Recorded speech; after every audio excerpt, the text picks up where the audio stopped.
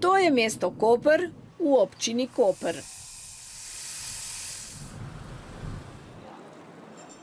To pa je od središča 2 km oddaljena krajevna skupnost Olmo, zaselek Paštoran, tudi v občini Koper. O čem dovolj daleč, da se tu lahko začne vhod v pozabljen svet. Hiša družine Perič, do nje vodi cesta, občinska. Najprej košček asfalta, nato slabih 300 metrov makadama in zadnji del spet nekaj najedenega asfalta.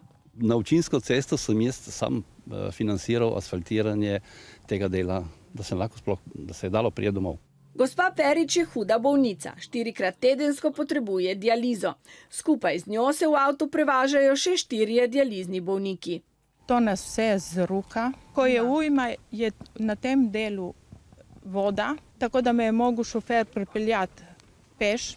Naslednja nevihta odnese pesek stran in je spet ista pesem. Prosijo občino kaj nemogočega ali pregrešno dragega? Prosimo, če bi se lahko uredilo, da bi se asfaltiralo ta košček ceste. Prvo prošnjo je na župana Borisa Popoviča leta 2005 naslovilo Društvo ledvičnih bolnikov. Ni odziva. Na to mu je pisala sama. Ni odziva. Pisala je še 2-krat podžupanu Danijelu Cepu. 9 let z občine ni odziva. Prosili smo tudi za obisk pri njemu, nas ni sprejel. Večkrat sem bila tudi na občini. So me praktično odklonili. Sem klicala večkrat tudi po telefonu. Krajevna skupnost je informirana o tem, je videla tudi v hujšem stanju cesto, kot je danes.